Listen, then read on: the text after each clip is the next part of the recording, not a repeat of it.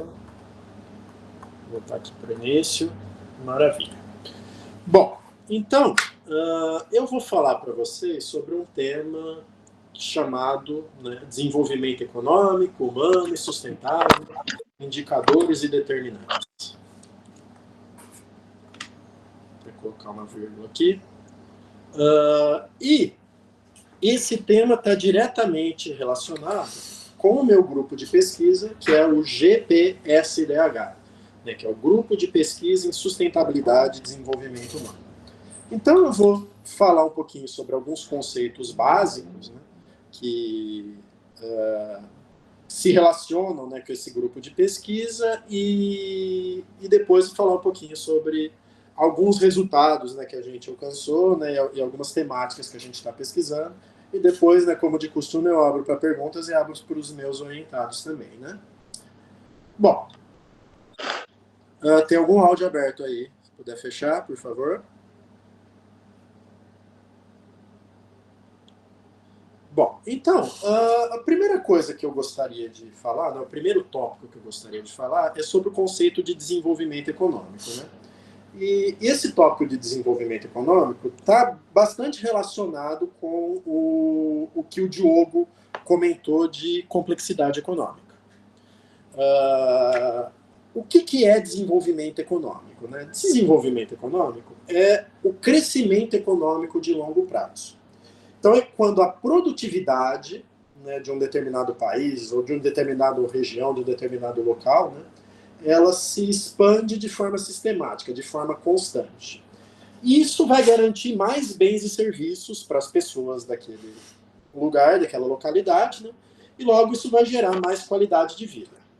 Né? Justamente por isso, justamente porque se desenvolver economicamente garantia mais qualidade de vida, porque as pessoas tinham mais acesso a bens e serviços, tinham mais empregos, né? Essa visão de desenvolvimento econômico, né, a questão do desenvolvimento econômico, foi a visão inicial do progresso dos países. Então, os países, eles... eu acho que é o Anderson, né, tá vazando o seu áudio. Se você puder colocar no mudo, por favor. Essa visão de... essa questão do desenvolvimento econômico foi a primeira maneira que a sociedade, né, entendeu o progresso de um país. Então, um país que tinha desenvolvimento econômico é um país que progredia. E isso por quê, né? Durante grande parte da história, a humanidade viveu numa grande privação material, né, numa grande escassez, né, de recursos, viveu numa situação de pobreza, né? E logo, se você ter mais bens e serviços, isso automaticamente aumentava a qualidade de vida das pessoas, né? Então, você produzir mais, né, você ter mais produtos, você ter mais facilidades, né, isso aumentava diretamente a qualidade de vida das pessoas. Então, se você visse a economia, se você visse o PIB, isso automaticamente era quase a mesma coisa que ver a qualidade de vida das pessoas. E aí se estudou o desenvolvimento econômico, né, e aí se chegou à conclusão, né, de que esse aumento da produtividade, né, esse crescimento econômico de longo prazo, era gerado por investimentos e por inovações tecnológicas, né? Então, quanto mais tecnologia e quanto mais pessoas investindo, né, quanto mais empreendedorismo, maior o desenvolvimento econômico, né? O principal autor que estudou essa visão do desenvolvimento econômico, né, o primeiro autor foi o Joseph Schumpeter, né? Então, foi ele que estudou essa questão das inovações e do investimento, né, gerando desenvolvimento econômico, né? Por que isso se relaciona lá com o trabalho do Diogo? Porque o Diogo falou de complexidade econômica, né? E o desenvolvimento econômico, ele é um aumento da economia, mas sem distinguir se é uma economia complexa, se é uma economia diversificada, se é uma economia com alto desenvolvimento tecnológico, ou se é uma economia baseada em grande... em monocultura, em extrativismo, que são coisas de baixa complexidade, né? E acho que o trabalho do Diogo é que esse desenvolvimento econômico ele é diferente, né, dependendo né, do nível de complexidade dele. Né? Essa questão da complexidade também se relaciona bastante com a palestra do professor Crepaldi. Né? O professor Crepaldi falou um pouco lá da econofísica, da questão de fenômenos complexos. Né? Então, essa questão da complexidade da economia se relaciona um pouco com aquilo que o professor Crepaldi falou. Né? Mas a gente ainda não está entrando nessa questão de quão complexo é esse desenvolvimento. Eu estou simplesmente definindo o desenvolvimento, que é o crescimento econômico de longo prazo. E, como eu estou falando do crescimento econômico de longo prazo, essa aqui é a foto do Schumpeter, né? É interessante definir e diferenciar crescimento econômico de desenvolvimento econômico. Crescimento econômico é o aumento do PIB. Né? Então, o aumento do produto interno bruto de um país, não importa de onde vem esse produto interno bruto, né? Se vem de uma coisa altamente tecnológica, diversificada, ou se vem de uma coisa mais simples, né? Esse aumento do PIB é o que eu chamo de crescimento econômico. E ele pode ser de curto ou de longo prazo. Né? Então, pode ser uma coisa momentânea de curto prazo, uma coisa que a gente chama de uma flutuação, ou pode ser uma tendência mais de longo prazo. O que a gente chama de desenvolvimento econômico é o aumento sistemático da produtividade e da capacidade produtiva. E aí é um fenômeno sempre de longo prazo. E ele sempre vai envolver, né, transformações sociais, políticas e culturais. Né?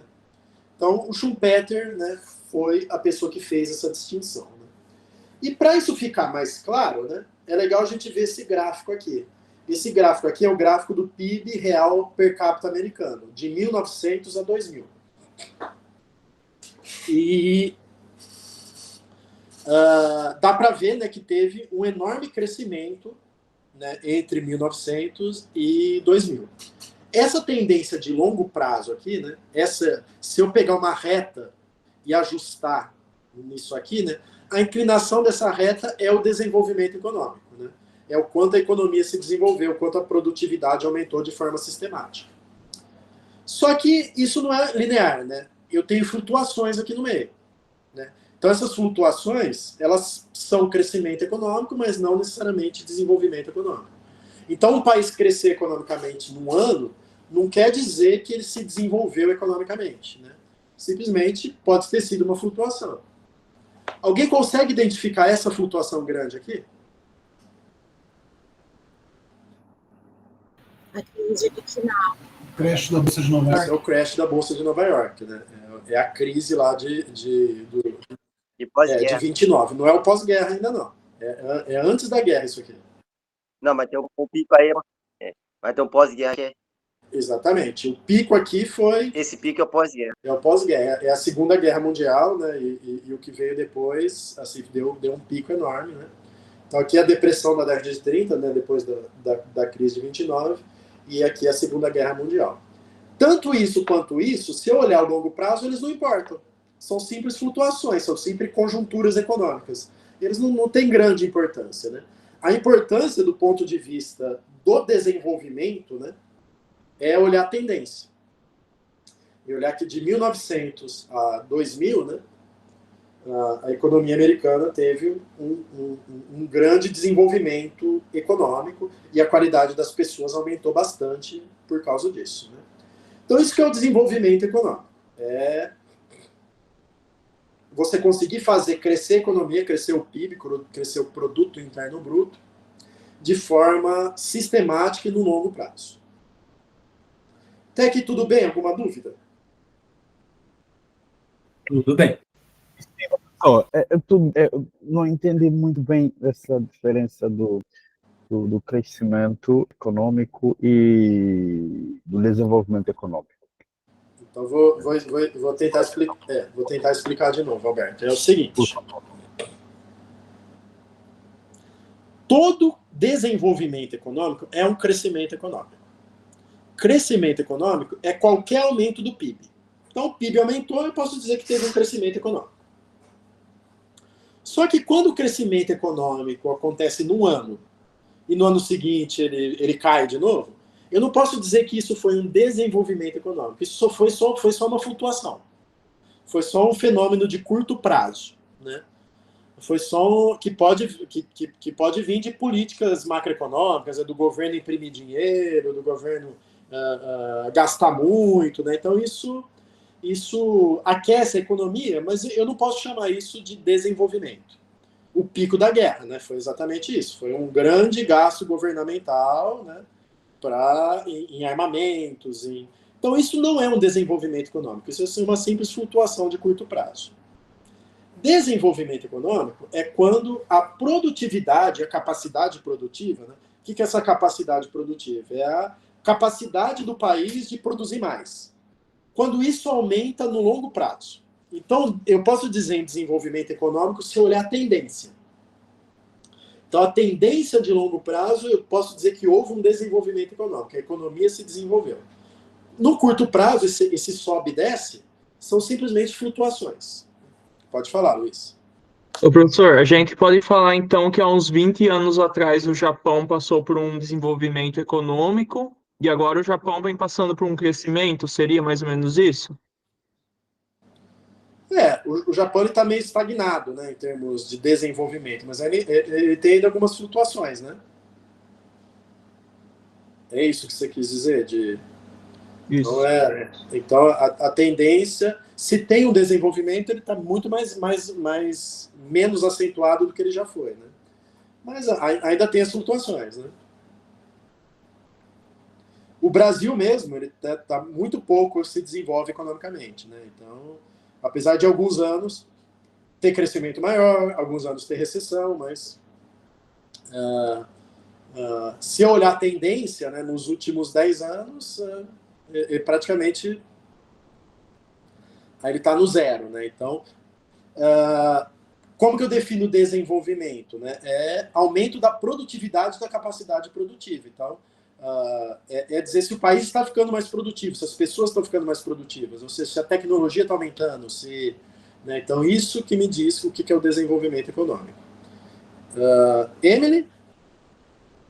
Professor, então vamos dizer que sempre que eu tenho um aumento a longo prazo, e isso tem uma produtividade, poderia se dizer que é o desenvolvimento econômico. Agora, se tiver um pico ali do aumento do PIB, mas ele pode ser curto ou pode ser longo, mas nem sempre vai ser um desenvolvimento. Seria basicamente isso.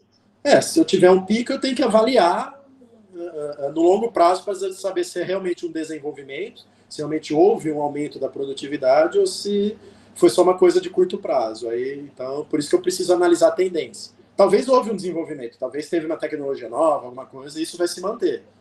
Talvez foi só que a gente chama de um voo de galinha, né? Que assim, foi um crescimento que não vai se sustentar porque não foi um desenvolvimento real. Se ele tiver uma variação por um tempo, ainda assim ele pode ser só um crescimento, né? Porque aqui fala que pode ser curto ou longo prazo, né? Não, pode ser que tenha alguns picos ou não. Não. O desenvolvimento econômico também é um crescimento.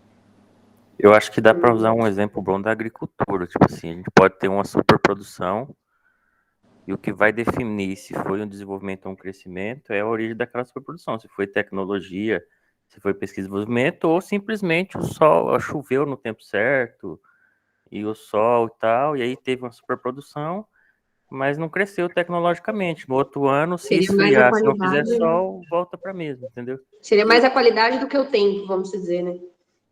Exatamente, mas a qualidade. Mas assim, eu só consigo avaliar a qualidade pelo tempo.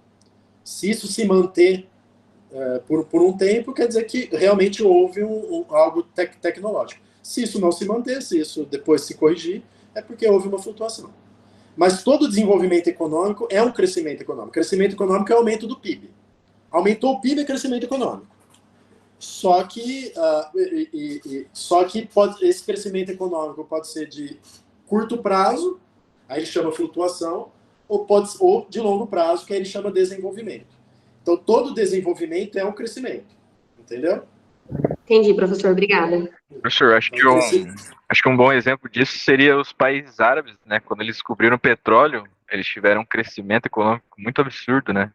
Por exemplo, a Arábia Saudita, acho que descobriu lá para a década de 30, década de 40, mas o desenvolvimento mesmo o desenvolvimento econômico foi bem mais atrasado do que... Sim.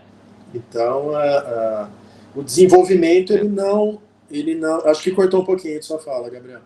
Mas o...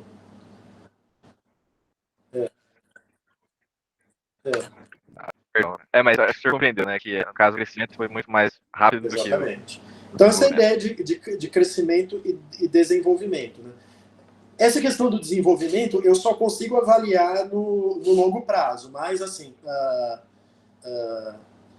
tem algumas variáveis que permitem eu avaliar melhor esse desenvolvimento. Por exemplo, a complexidade. Né? Complexidade, como o Giovanni falou, né? Que se eu tiver uma complexidade alta, né? Isso quer dizer que é um indício de desenvolvimento econômico, é um indício de que esse crescimento vai se manter no longo prazo. Então, eu consigo fazer uma previsão que está tendo um desenvolvimento econômico mesmo sem esperar o longo prazo. Né? Agora, se eu só olhar o PIB, eu nunca vou saber se é flutuação ou se é uma coisa que vai se manter. Então, essa é a importância dessas outras variáveis de complexidade, né? De eu tentar olhar para além do PIB, para tentar qualificar o fenômeno do desenvolvimento em vez de só medir ele quantitativamente. Professor, só queria fazer uma breve observação para ver se meu raciocínio está certo, mas países que têm desenvolvimento econômico, eles tendem também a ter mais resiliência a choques que a gente vai ter na economia. Então, por exemplo, a gente teve o Covid, então os países que tendem a ter esse desenvolvimento tendem a se desestabilizar menos do que países que só têm um crescimento alto naquele momento. Na realidade, assim, a flutuação pode vir mesmo para o país, né? Essa questão da flutuação depende mais de políticas econômicas, né? De política monetária, política fiscal, né? Depende de um bom gerenciamento da economia, né? Mas os países podem ser vulneráveis, né? Mas assim, um país que sofre, você deu um bom exemplo de flutuação, Covid, né? Então, vários países perderam a economia, tiveram quedas na economia por causa do Covid. Mas isso não quer dizer que esses países tiveram uma involução no desenvolvimento econômico. Eles perderam tecnologia, perderam produtividade. Foi só uma circunstância que fez eles crescerem menos, mas foi uma flutuação, né? E lógico, depois passada a flutuação, aí a tendência é que volte a crescer de novo, né? Então, essa diferença entre flutuação e um desenvolvimento mesmo. Obrigada. Tudo bem? Deu para entender? Deu para ficar claro esses dois conceitos? Deu sim para compreender melhor, professor. Muito obrigado. Roberto. Que bom. Obrigado aí por ter perguntado. É sempre legal a gente esclarecer, porque é um feedback para a gente também. Então, perguntem. Né? Eu acho ótimo. Assim. Bom, aí a gente passa para o conceito de desenvolvimento humano. Né? Que aí o meu grupo de pesquisa é sustentabilidade e desenvolvimento humano. Né? Então, como que o desenvolvimento econômico, né, passa para o desenvolvimento humano? Né? Então, o desenvolvimento econômico é o aumento do PIB real per capita, né? Mas a gente já viu que no longo prazo, né? Que é uma coisa que não é aquele voo de galinha, não é aquela flutuação. Né? Então, mas é o aumento do PIB. O aumento do PIB, ele aumenta o padrão de vida das pessoas, ou seja, as pessoas, né, têm mais acesso a bens e serviços e a gente vai definir isso de padrão de vida. Como eu falei para vocês lá no primeiro slide, o padrão de vida, na época em que a humanidade tinha muita privação, né, de bens e serviços, o padrão de vida era um excelente indicador da qualidade de vida. Então, se eu tivesse um aumento no padrão de vida, automaticamente minha qualidade de vida aumentaria.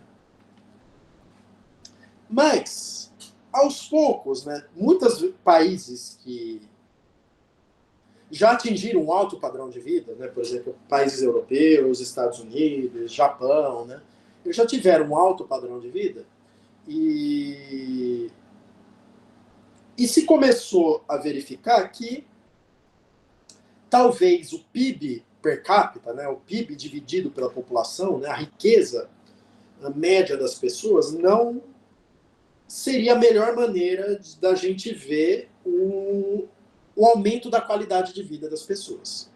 E aí surgiu esse conceito de desenvolvimento humano. E o principal autor que criou essa noção de desenvolvimento humano, né, foi esse autor aqui que está na foto, que é o Amartya Sen. O Amartya Sen é um economista indiano, ele foi prêmio Nobel, né, e ele criou uma teoria chamada abordagem das capacidades, né, que é um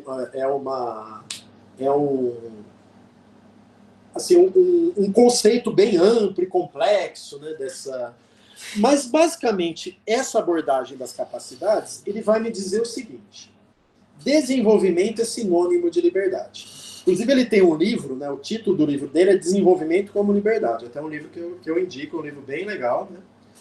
E ele prega que eu não vou avaliar o desenvolvimento, eu não vou avaliar o progresso humano pelo PIB per capita, seja ele de longo, de curto, complexo ou não complexo. Eu tenho que avaliar o desenvolvimento, o progresso, a partir do aumento da liberdade das pessoas. Quanto mais livre as pessoas forem, maior a qualidade de vida. Né? E aí ele tem essa frase, né? O crescimento econômico é uma condição necessária, mas não suficiente para ocorrer o desenvolvimento. Ou seja, sem riqueza econômica, sem produção econômica, eu não tenho desenvolvimento, né? Eu não tenho qualidade de vida. Mas não necessariamente um país rico, né, ele vai ter qualidade de vida. Né? Então eu preciso olhar para outra coisa. E ele propôs olhar para a liberdade. Então, para ele, o mais importante indicador para se olhar e para se avaliar o desenvolvimento é a liberdade das pessoas. E aí eu pergunto para vocês: a liberdade é o melhor indicador de desenvolvimento? O que vocês acham? Professor, acho que o IDH hoje é o índice mais conhecido, né? Eu não sei se tem um índice de liberdade, sinceramente não desconheço.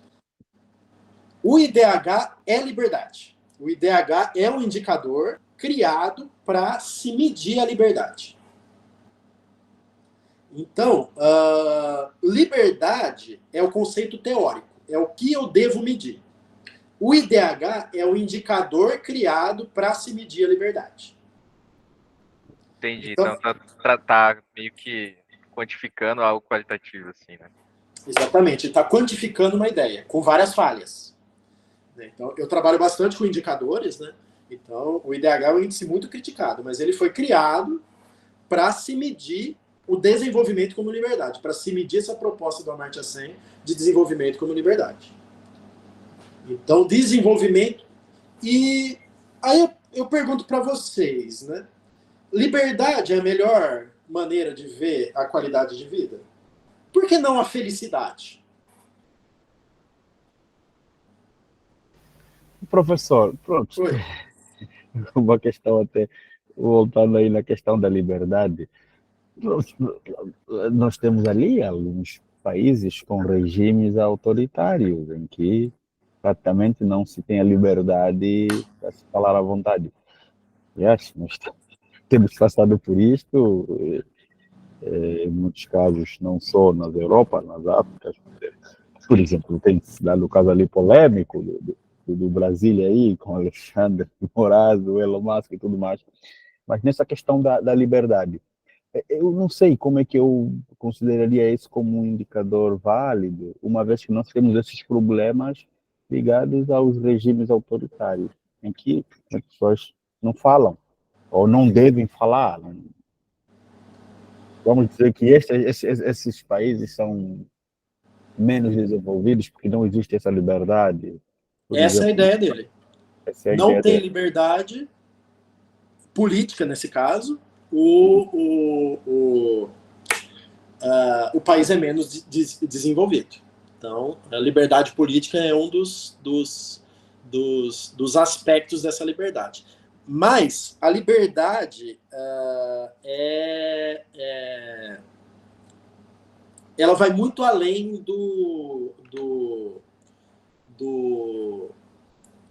simplesmente de ninguém mandar em mim, né? Dessa questão da liberdade política. A liberdade tem a ver com oportunidades. Então, o Amartya Sen, ele cria um conceito chamado capacidades. E eu já vou responder o que o Tiago falou, né, porque está relacionado com isso aqui que eu vou explicar, né? A teoria dele chama abordagem das capacidades. E ele cria esse conceito de capacidades, né? Ele define capacidades como opções de escolha. Então, quanto mais opções de escolha uma pessoa tiver, maior o seu nível de capacidades, né? E maior a sua liberdade, né? E ele, inclusive, define isso como uma teoria de ética e justiça, ou seja, a alternativa mais ética e mais justa é sempre aquela que promove mais liberdades para as pessoas, né? E do que depende as opções de escolha? O que faz uma pessoa ter mais opções de escolha do que a outra? Educação faz uma pessoa ter mais opções de escolha do que outra? Educação, disponibilidade de emprego, por exemplo, né? Disponibilidade de recursos de maneira geral, ou seja, acesso a serviços disponíveis, como água, luz, esgoto, tudo isso faz com que as pessoas elas tenham essa opção. Eu tenho mais opções, eu posso escolher se eu quero Exatamente. Oferecer serviço para mim. Essa é a ideia. É você ter, né, quanto mais você tem de educação, mais você tem de saúde. Se você tem liberdade política, liberdade de expressão, né, se você tem liberdade de sair na rua sem ser assaltado, liberdade de... Então, são vários tipos de liberdade, né? Então, assim, quanto mais você vive numa sociedade que permite você fazer o que você quiser, assim, sem correr risco de vida, tendo o conhecimento necessário das opções de escolha, tendo oportunidades econômicas, né, de ter acesso a emprego, né, ter um bom sistema de saúde que vai te tratar quando você ficar mal, né, e isso é liberdade, né? Então, a liberdade não é só você ser livre no sentido, ninguém manda em mim, mas de você ter oportunidades para fazer o que você quiser e arcar com as consequências da sua escolha. Pode falar, alguém que levantou a mão aí, que eu não vi. A colega mencionou, por exemplo, a liberdade de você escolher o serviço. Só que assim, levando para o âmbito econômico, se você não tem nem o serviço para você escolher, então você não tem liberdade.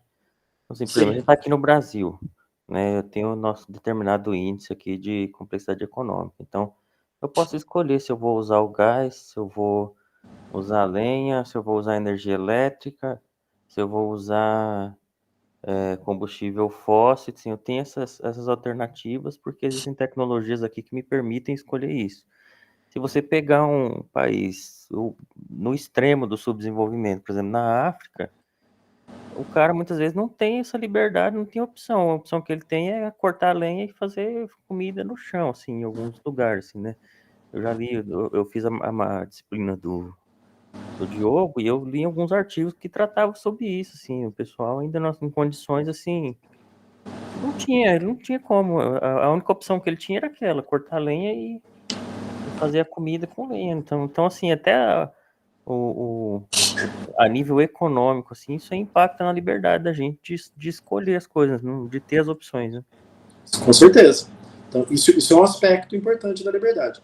O Amartya Sen, ele define 5 tipos de liberdade, né? Eu não coloquei um slide aqui, né? Mas ele fala de oportunidades econômicas, que é isso que você falou, né? Você tem que ter emprego, você tem que ter disponibilidade de um mínimo de bens e serviços que você possa escolher para ter uma boa qualidade de vida. Se você não tiver acesso a essas coisas, né, você não tem liberdade. Você tem oportunidades sociais, que é educação e saúde. Você tem liberdade política, né, que é a questão de você poder votar em quem você quiser, de você escolher seus representantes, de você poder se candidatar, de você ter liberdade de expressão. Tem um outro tipo de liberdade que chama garantia de transparência, ou seja, que é essa questão da segurança, né? Então você tem que se sentir seguro, né, para exercer sua liberdade, né? Tanto seguro que você não vai ser assaltado, que não vai ser morto, que você não vai sofrer violência sexual, quanto seguro que você não vai ser enganado, que alguém não vai dar um golpe em você, né? Então isso é segurança protetora. E tem o último tipo, que é a questão isso é a garantia da transparência, e o último é a segurança protetora, que você tem que ter um sistema que te ajude, né? Você tem um sistema de seguro social que te ajude caso aconteça alguma coisa com você, né? Então, para você ter liberdade, você não pode ter medo de acontecer alguma coisa com a sua casa, e você... Quer dizer, você tem que ter um sistema de ajuda social, seguro-desemprego, né? Você tem que ter um mínimo de ajuda, né, para caso alguma coisa aconteça com você, né? Então, tudo isso faz parte desse conceito de liberdade. E para o Amartya Sen, né, o desenvolvimento deve ser entendido como aumento da liberdade individual. Ou seja, eu só posso falar de desenvolvimento se isso gerar um aumento dessas liberdades, dessas opções de escolha das pessoas. E aí, alguns tipos de desenvolvimento econômico podem gerar desenvolvimento humano, outros não. Né? Alguns tipos podem gerar aumento de liberdade, outros não, dependendo de onde vem esse desenvolvimento. Né? Então, nem todo desenvolvimento nem todo desenvolvimento econômico gera desenvolvimento humano. Né? Então, ele até fala que a renda é importante, né? Eu não estou dizendo que não é importante crescer economicamente, mas ela não é a única razão para que esse desenvolvimento ocorra. Né? E ele fala que a liberdade é o fim e o meio do desenvolvimento. Então, a liberdade eu tenho que me desenvolver, né, para ter mais, com o objetivo de ter mais liberdade, para deixar as pessoas mais livres, mas a partir do momento que as pessoas forem mais livres, né, isso vai realimentar o desenvolvimento. Então, o desenvolvimento, a liberdade para ele é fim e meio do desenvolvimento. Então, essa é a teoria do Amartya Sen, que ele chamou de abordagem das capacidades. Né? Ele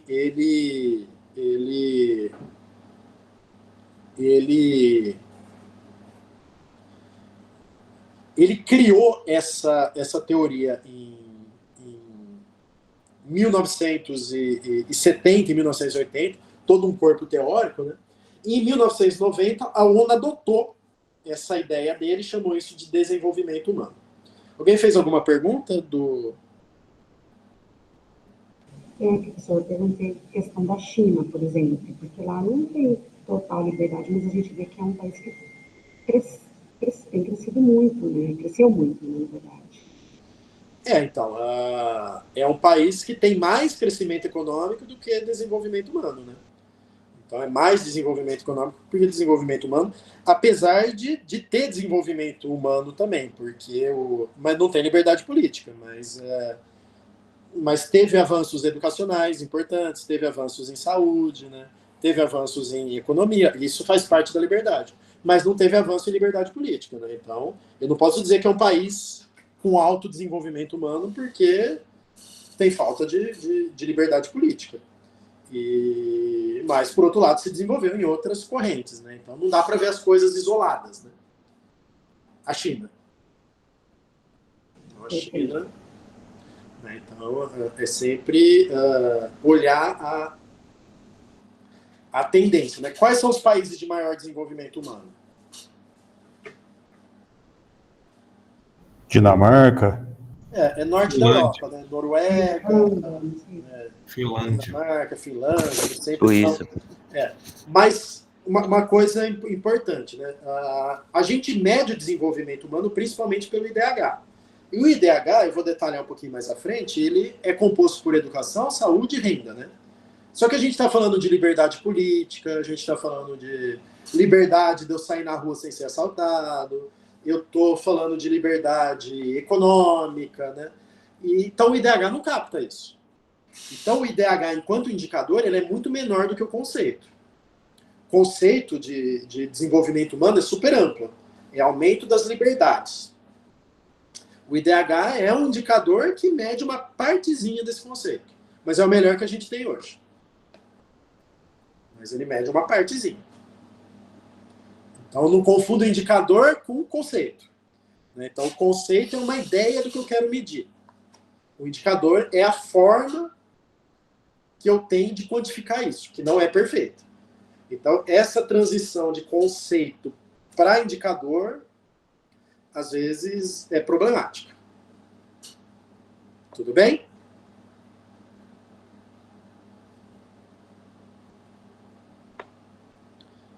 Bom. Sim. Beleza. Então, por mais que a gente fale das capacidades do Amartya Sen, de toda essa teoria, né? E eu trato, acho, bastante disso na minha disciplina de desenvolvimento humano, né? O que fica de mais importante foi justamente essa adoção pela ONU. Então, a ONU, em 1990, adotou a teoria, né, da abordagem das capacidades para se medir o desenvolvimento. E ele criou o conceito de desenvolvimento humano. Então, desenvolvimento humano é a aplicação prática das ideias do Amartya Sen, né?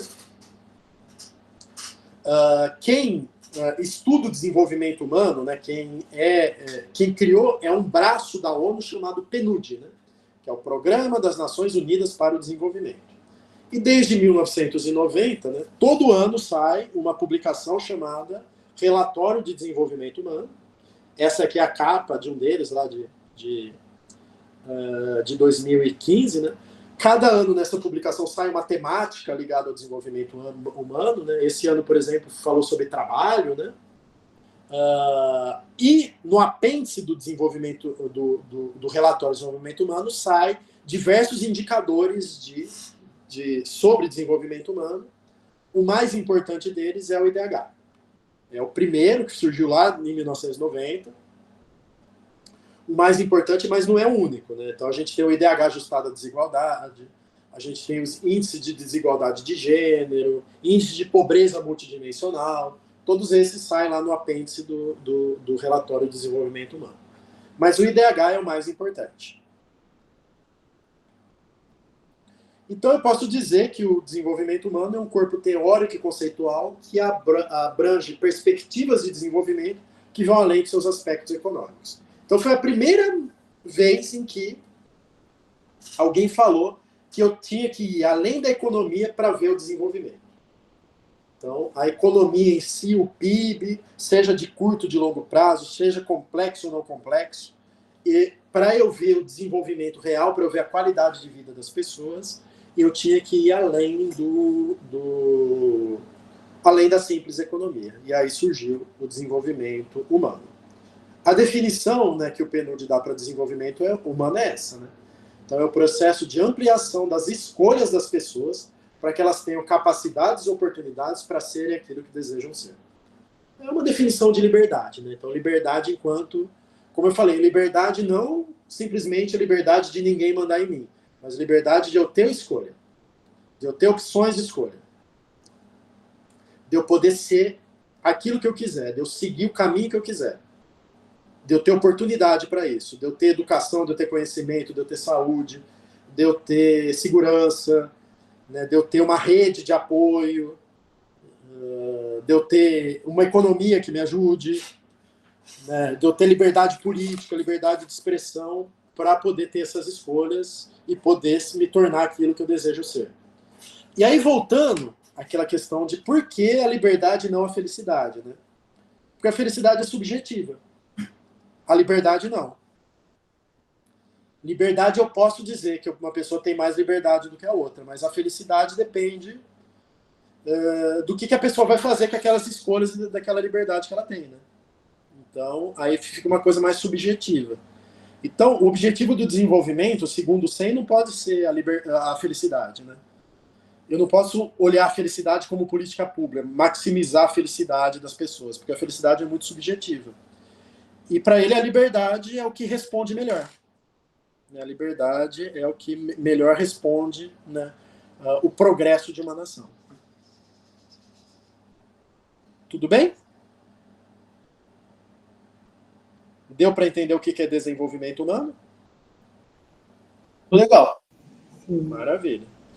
E aquilo que o Diogo estava falando de como que a complexidade econômica gera desenvolvimento humano é exatamente isso, né? Que uma economia mais complexa, né, acaba gerando mais desenvolvimento humano do que uma economia menos complexa, né? Ou seja, gera mais opções de escolha, gera mais, né, gera mais... Então, eu consigo ter um desenvolvimento melhor da sociedade, né, se eu tiver uma economia mais complexa. Mas, em tese, são fenômenos diferentes, né? Desenvolvimento humano é aumento da liberdade, desenvolvimento econômico é o aumento do PIB no longo prazo. Maravilha. Bom, vamos dar um passo além agora, né? A gente falou de desenvolvimento econômico, falou de desenvolvimento humano. E desenvolvimento sustentável? O que é isso? É você realizar o crescimento respeitando a sua cadeia, desde a matéria-prima até a geração do resíduo. Respeito. Ou talvez, professor, o crescimento com garantias de que ela vai continuar no topo, ou vai continuar bem. Exatamente essa ideia, né? Sem comprometer as gerações futuras, né? O que, Ana? Está bem baixinho. Sem comprometer as gerações futuras? Sem comprometer as gerações futuras, né? Na verdade, a ideia de sustentabilidade, né, tem a ver com se sustentar, se manter, né, perdurar, né? Então, a ideia de um desenvolvimento sustentável é um desenvolvimento que não se esgota, né? E tem a ver com essa questão de eu respeitar as gerações futuras. Então, o desenvolvimento sustentável em si, ele não é uma negação do desenvolvimento humano. Eu ainda estou preocupado com a liberdade das pessoas. Então, a liberdade ainda é o fim. Ainda é o objetivo final, é você garantir que as pessoas tenham mais liberdade. Mas, agora eu não vou mais me preocupar só com a geração do presente, eu também vou me preocupar com a geração do futuro, né? Então, a definição mais conhecida de desenvolvimento sustentável, né, que foi publicada nesse relatório Brundtland, né? Brundtland foi a primeira-ministra da Noruega, e ela presidiu uma comissão lá nos anos 80, né? E o final dessa comissão gerou um relatório que tinha uma definição de desenvolvimento sustentável. E essa definição ela dizia o seguinte, né? A satisfação das necessidades das gerações presentes, sem comprometer a capacidade das futuras gerações atender às suas. Então é você se preocupar em garantir a liberdade para as pessoas no presente, né? Garantir o desenvolvimento humano para as gerações presentes, mas sem comprometer as gerações futuras. Então essa é a ideia do desenvolvimento sustentável. Então é a busca por um progresso econômico e humano, né? Então não é uma superação do desenvolvimento humano, eu ainda estou buscando a liberdade, né?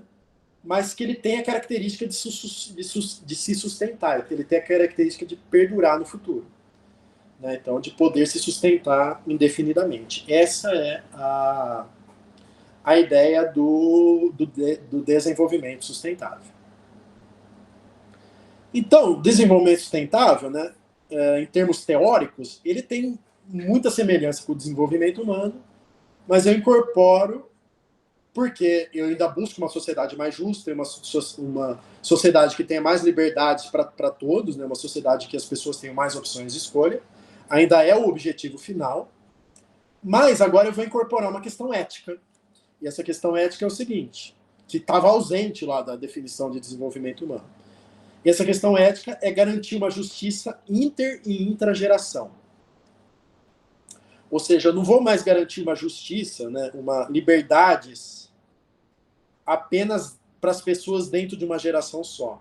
Mas eu tenho que me preocupar com as futuras gerações. Eu tenho que me preocupar em que essas liberdades se mantenham e que as pessoas das futuras gerações também tenham essas liberdades, né? E eu também tenho que incluir, né, nessa questão ética do desenvolvimento humano a liberdade não só dos seres humanos, mas também de outros seres vivos, né? Então, essa preocupação ecológica e de se preocupar com as gerações futuras, né, é o que deu origem ao desenvolvimento sustentável. Então, o desenvolvimento sustentável, né, como resultado dessa preocupação ética, né, ele acabou incluindo uma dimensão ambiental que estava ausente, né, no conceito de desenvolvimento. né? Então, dado que mudanças climáticas, né, o esgotamento de recursos naturais vão diminuir a liberdade das gerações futuras, né, eu tenho que me preocupar hoje com essas questões, né, e tenho que garantir um desenvolvimento que incorpore essa questão do meio ambiente junto dele, né? Então, essa ideia do desenvolvimento sustentável ele pode ser representado através dessa questão do triple bottom line, que é as 3 dimensões do desenvolvimento sustentável, ou seja, para ter uma sustentabilidade, ou seja, para ter um desenvolvimento que se sustente, né, eu preciso ter um crescimento da economia, de preferência, né, no longo prazo, né, e uma economia complexa, né, e isso vai fortalecer as outras 2 dimensões. Eu preciso garantir o bem-estar e a justiça social, no sentido de garantir liberdades, né, garantir que as pessoas tenham opções de escolha. E eu tenho que fazer isso preservando o meio ambiente. Eu tenho que fazer isso sem prejudicar o meio ambiente. E aí, em termos conceituais, muitas vezes quando a gente fala em sustentabilidade, muitas pessoas lembram do econômico e do ambiental e esquecem o social. Então, o social muitas vezes é esquecido. Então, muitas vezes as pessoas falam de desenvolvimento sustentável como sinônimo de gestão ambiental. Mas não, o desenvolvimento sustentável vai muito além disso. Né? Desenvolvimento sustentável, eu tenho que garantir o social, o ambiental e o econômico. Eu tenho que garantir o triple bottom line, eu tenho que garantir os 3, né? Não é só o ambiental. Pode falar, né? Não, só ia fazer um comentário, professor, que dentro da minha dissertação, que eu estudei também a questão de sustentabilidade, quando eu fui fazer o estudo de caso e conversar com as empresas, quando a gente entrava nessa parte de no pilar ambiental, social, eles pensavam muito na questão, eu faço campanha de agasalho, pensavam muito nessa questão humanitária, de ajuda humanitária. Nem tanto de como eu estava estudando a parte de tecnologia, né? Mas como essa tecnologia melhorava a qualidade de vida das pessoas dentro do ambiente de trabalho, questão ergonômica e tudo o resto. Então, também eu acho que no próprio mercado ocorre também essa confusão. Sim. O social vai muito além da campanha. É você preocupar com todos os stakeholders, né? Com todas as partes interessadas. Desde você garantir uma boa ergonomia para os funcionários, né? Dar benefícios como creche, como plano de saúde, ou mesmo projetos sociais, né? Então, tudo isso está dentro dessa questão de aumentar a liberdade da sociedade. Pode ser para o público interno e para o público externo também, né? Então, o social vai em tudo isso, né? Então, todas essas medidas, por pequenas que forem, né, também impactam nessa questão da liberdade. Toda vez que eu olhar para o social, eu tenho que olhar para a liberdade. Então, esse é o conceito teórico, né, para olhar o pilar social da sustentabilidade. O meio ambiente, né, acho que a gente vai ver bastante, tem professores até mais capacitados que eu para falar, né, de economia circular, de produtos sustentáveis e tudo mais, né? E o econômico entra muito nessa questão da complexidade, né? Para eu ter uma sustentabilidade do ponto de vista econômico, é bom que a economia cresça de uma maneira, né, diversificada, tecnológica, né? Então, isso que é o econômico, né? Então, é legal vocês terem esse panorama, né? E não resumir a um conceito tão amplo quanto o desenvolvimento sustentável é uma coisa só, né? É uma coisa muito ampla e cada um desses pilares é um mundo, né? E eu tenho nas minhas pesquisas principalmente me concentrado nesse aqui, no social. Por isso que eu estudo a Amartya Sen e toda essa questão mais teórica. Mas eu também tenho aplicações práticas, né, que eu vou falar daqui a pouco. Então, se eu olhar numa perspectiva evolutiva, né, eu tenho aqui o crescimento econômico, que a preocupação era o PIB, era a economia, o crescimento dos produtos e serviços, né? Eu fui para o desenvolvimento humano, que passou a ser a liberdade, e aí incorporei a questão ética e fui para o desenvolvimento sustentável, né? Que, novamente, não é uma superação dos outros dois, até porque eles são pilares, né? Mas é você acrescentar ao econômico e ao humano o ambiental, né? Então, não é uma coisa que uma coisa superou a outra. Foram sendo acrescidos novas preocupações. Nessa visão de progresso. Tudo bem? Alguma questão?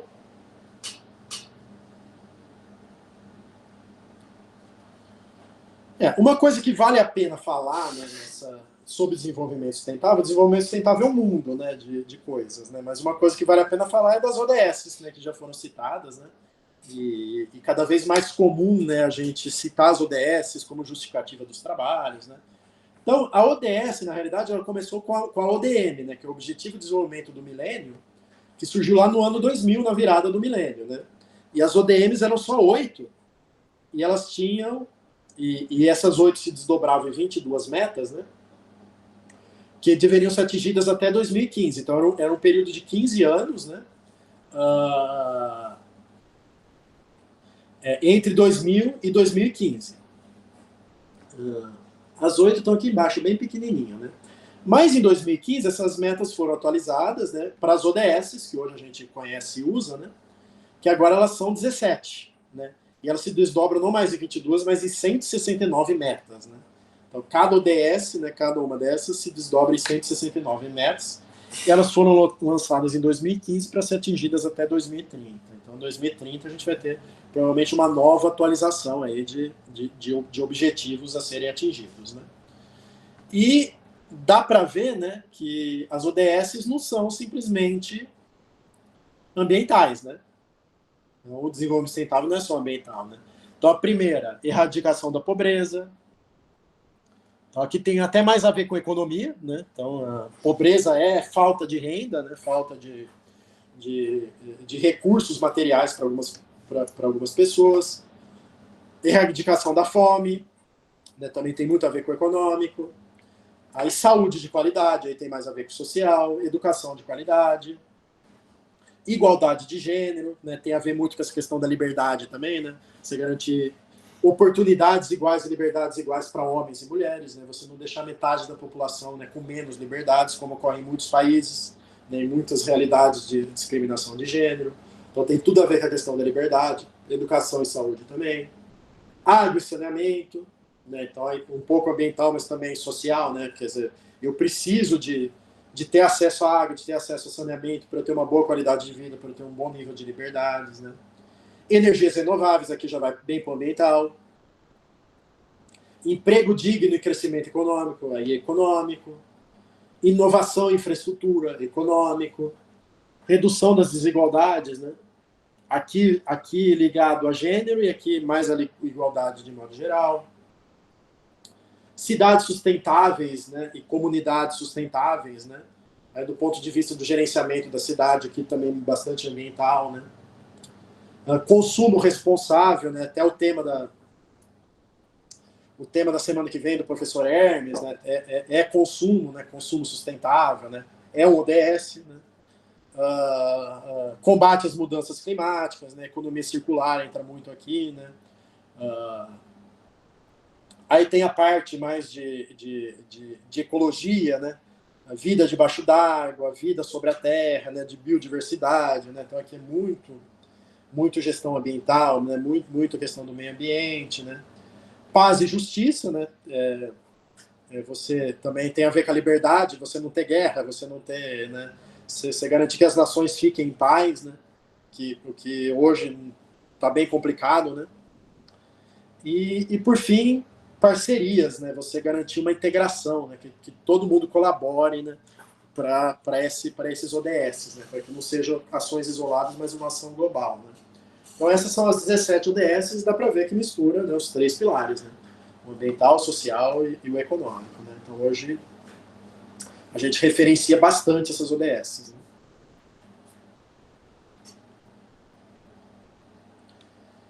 Tudo tranquilo? Professor, eu participei de um evento na semana passada que falava de projetos, até do pessoal, foi o professor Carbone também, da Unesp, participando, né? E aí foi legal, porque eles fizeram também até mostraram que o governo ele tem criado, né, algumas formas de você verificar se, por exemplo, o recurso está sendo usado de forma correta, né? E aí, consequentemente, ele entra em várias ODS. Então, na prestação de contas do tribunal, né, de contas. Então, eles fazem um autodiagnóstico, depois eles vão fazer essa checagem, né? Mas não checam, infelizmente, não dá para checar tudo e tudo mais, né? E também é um autodiagnóstico que a prefeitura, ela preenche. Então, também, aí uma das coisas é nessa questão de parcerias pelas metas, até esse desenvolvimento, a questão de evitar a corrupção, também envolve, né, toda essa, acho que paz e justiça, ele entra nesse aspecto também, até na parte da gestão pública. Legal. As ODS são muito referência, né, para várias coisas, né? Então, para políticas públicas, para muita gente justifica e usa a ODS como uma forma de organizar um pouco os impactos, né, sociais, ambientais, né, usa as ODS, né? Respondendo a pergunta antes de passar para o Anderson, né, a disciplina de desenvolvimento humano é de pós-graduação, né? Vou oferecer ela no semestre que vem, né? E tem uma disciplina de graduação também que foi recentemente criada, né? Que eu que estruturei, que chama Desenvolvimento Econômico e Social, que também trata de todas essas questões que eu falei para vocês para a graduação, de uma maneira bem mais simples, né? Mas trata também. Anderson? Professor, só uma dúvida e um raciocínio. Estados Unidos, um país desenvolvido, todo mundo tem acesso a muita coisa, o índice de desenvolvimento é muito bom, porém ali não existe um consumo sustentável, assim, um consumo sustentável, né? Acho que é o 11, né? O 12. O 12, Ali a gente vê, todo mundo tem condição de ter tudo. A pessoa acha muito mais fácil, o cidadão ali, é muito mais fácil para ele se desfazer de um carro, de um eletrônico, do que mandar consertar. Aí se vê algumas reportagens, aquelas montanhas de eletrônico, desmanche de carro, né, aquele consumo desenfreado, aquela poluição. Isso estaria mais ligado a uma conscientização, uma mudança de hábito, né? Os Estados Unidos, por exemplo, é um país assim que a economia vai muito bem, mas a pegada ecológica, né? É o conceito que o Diogo falou, que é altíssimo, né? Então, porque é justamente isso. Para a economia ir bem, se consome desenfreadamente, né? Isso não é sustentável. É um choque um choque, né? Uma coisa. Isso está muito longe de ser sustentável. Né? Mas também você não consumir nada e ser extremamente pobre também não é sustentável. É difícil esse equilíbrio, né? Então você tem que manter o equilíbrio, é muito difícil. Entendi. E algumas pessoas até vão dizer que é impossível. Uhum. Porque assim, é uma linha muito tênue. O poder econômico gera a facilidade em alcançar as coisas, né? Então a pessoa vai no mais fácil. Sim. Entendi. Sem problema. Tá. Obrigado. Sabe, uma questão interessante, eu viajei com alunos, né, que fui no campeonato de empreendedorismo internacional. E os alunos têm uma boa condição financeira. E aí eu observei que nem todos eles têm esse consumo desenfreado. Às vezes, eu me sentia eu que tenho menos condição, mas um consumo desenfreado, de vontade de comprar mais coisas do que eles. Mas eu acho que é justamente porque já tem tudo. Né? Sim. Então, possivelmente por causa disso. Então, a gente acaba tendo esse consumo mais maior, né? Muitas vezes, quando você não tem. Então, quando você tem a possibilidade de ter, aí que você acaba, às vezes, comprando o que você não precisa. A economia circular, por exemplo, os países mais desenvolvidos são países lá da Europa, né? Então, países de alto desenvolvimento humano, né, acabam tendo uma economia circular maior, né? Justamente porque junto com a economia, né, a economia vai bem, se produz bastante, mas junto com a economia tem muita educação, né? Então, isso gera uma conscientização que muitos outros lugares não têm. Né? Então, as coisas acabam andando junto, né? Sim, não, mas até alunos daqui mesmo, eu observei alguns que parecia que quem tinha mais condição era menos, assim, propício a gastar. Agora, tinha os outros que também tinham boas condições, mas compravam coisas, assim, caríssimas, né? Porque a marca tal, por causa disso. Então, assim, às vezes, esse consumo daquilo que eu não preciso nem sempre está só atrelado a você ter muito. Mas, às vezes, quando você começa a ter um pouco a mais, você já extrapola, né? Sim. Então, é difícil essa questão, esse equilíbrio, né? Bom, aí, feitas essas ideias iniciais, né, a questão é como que a gente trabalha com isso, né? Então, a gente precisa de indicadores, né, de desenvolvimento humano, precisa de indicadores de sustentabilidade, né? É uma forma que a gente tem de mensurar e de avaliar se a coisa está indo bem, se a coisa está indo mal, né? É uma forma da gente conseguir ter um norte, né, para tomar decisões de políticas públicas, né? Então eu preciso construir indicadores. Eu trabalho, né, um pouco com esse conceito de índices compostos, né? O que são índices compostos? São indicadores, né, são índices que eles vão sintetizar no único valor diversos indicadores diferentes. Então, vários indicadores diferentes, eles vão ser reunidos juntos, eles vão ser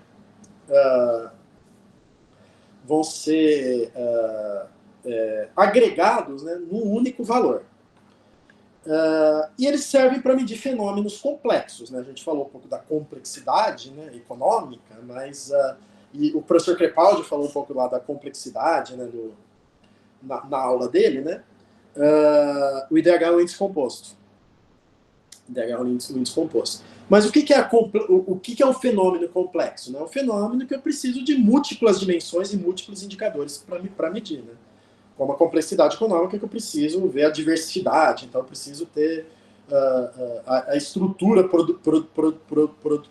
produtiva, eu preciso verificar, né, o quanto que é produzido de cada produto, então eu preciso ter uma complexidade de coisas, né, para se medir.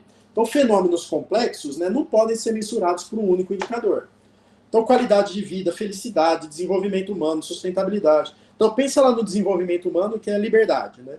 Então, a liberdade é um fenômeno complexo. Eu não tenho um aparelho que mede a liberdade das pessoas, né? A liberdade ela vem de múltiplas